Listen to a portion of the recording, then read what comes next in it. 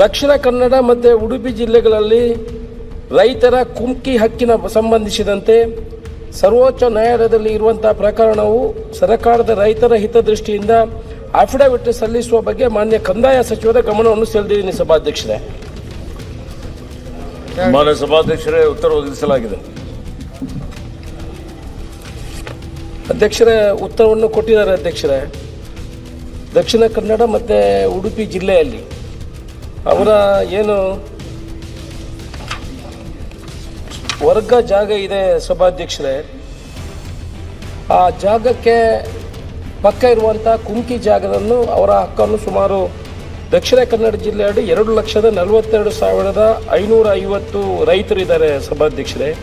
ಉಡುಪಿ ಜಿಲ್ಲೆಯಲ್ಲಿ 2,10,610 ರೈತರಿದ್ದಾರೆ.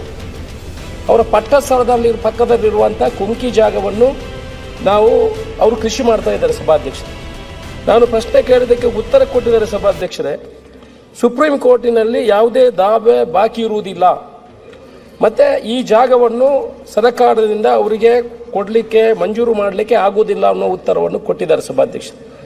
ನಾವು ಬಗರುಕುಂ ಸಮಿತಿಯಲ್ಲಿ ಆಕ್ರಮ ಸಕ್ರಮ ಜಾಗವನ್ನು ಅವರಿಗೆ ಕೊಡುವಾಗ ಅಲ್ಲಿ ಎಲ್ಲ ಅಧಿಕಾರಿಗಳು ಅದರಲ್ಲಿ ಬರೆದಿದ್ದಾರೆ, ಕುಮ್ಕಿ ಹಕ್ಕಿನ ದಾವೆ ಸುಪ್ರೀಂ ಕೋರ್ಟಿನಲ್ಲಿ ಬಾಕಿ ಇರುವುದರಿಂದ ಈ ಕಡತವನ್ನು ತಡೆ ಹಿಡಿಯಲಾಗಿದೆ.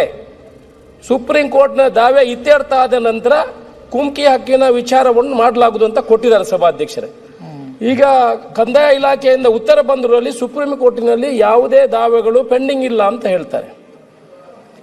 ಇಲ್ಲಿ ನಮ್ಮ ಕಂದಾಯ ಇಲಾಖೆಯಲ್ಲಿ ಒಳ್ಳೆಯ ಕೆಲಸ ಮಾಡ್ತಾ ಇದ್ದಾರೆ, ಅದರ ಬಗ್ಗೆ ನಾವೇನು ಮಾತಾಡುವುದಿಲ್ಲ. ನಮ್ಮ ಕೃಷ್ಣ ಬೈರೇಗೌಡರು ಒಳ್ಳೆಯ ಕೆಲಸ ಮಾಡ್ತಾ ಇದ್ದಾರೆ ಸಭಾಧ್ಯಕ್ಷರು. ಎಷ್ಟೋ ವರ್ಷದಿಂದ ಪೆಂಡಿಂಗ್ ಇರುವಂಥದ್ದು ನಮ್ಮ ಕುಮ್ಕಿ ಹಕ್ಕು ಸಭಾಧ್ಯಕ್ಷರು. ಇದು ಆ ಭಾಗ ನಮ್ಮ ಚಿಕ್ಕಮಗಳೂರು ಈ ಕಡೆಗೂ ಇದೆ. ಇದಕ್ಕೆ ಒಂದು ಕಾನೂನು ಮಾಡಿ. ಈಗ ಮಾತಾಡುವಾಗ ಲಾಸ್ಟ್ ಟೈಮ್ ನಾವು ಕೂಡ ಇದರ ಬಗ್ಗೆ ಮಾತಾಡುವಾಗ ಕಂದಾಯ ಸಚಿವರು ಒಂದು ವಿಚಾರವನ್ನು ಉಲ್ಲೇಖ ಮಾಡಿ ಸಭಾಧ್ಯಕ್ಷರೇ, ನಮಗೆ ಸರ್ಕಾರಕ್ಕೆ ಯಾವುದೇ ಜಾಗಗಳಿಲ್ಲ, ಮಸನಕ್ಕೆ ಜಾಗ ಬೇಕಿದ್ರು ನಾವು ಪರ್ಚೇಸ್ ಮಾಡುವಂತಹ ಪರಿಸ್ಥಿತಿಯಲ್ಲಿ ಇದ್ದೇವೆ ಅನ್ನೋ ವಿಚಾರವನ್ನು ಉಲ್ಲೇಖ ಮಾಡಿದ್ರು ಸಭಾಧ್ಯಕ್ಷರೇ. ನಾವು ಈ ಸದನದಲ್ಲಿ ಒಂದು ವಿಚಾರವನ್ನು ಉಲ್ಲೇಖ ಮಾಡಲಿಕ್ಕೆ ಪ್ರಯತ್ನ ಪಡ್ತೀವಿ ಸಭಾಧ್ಯಕ್ಷರೇ.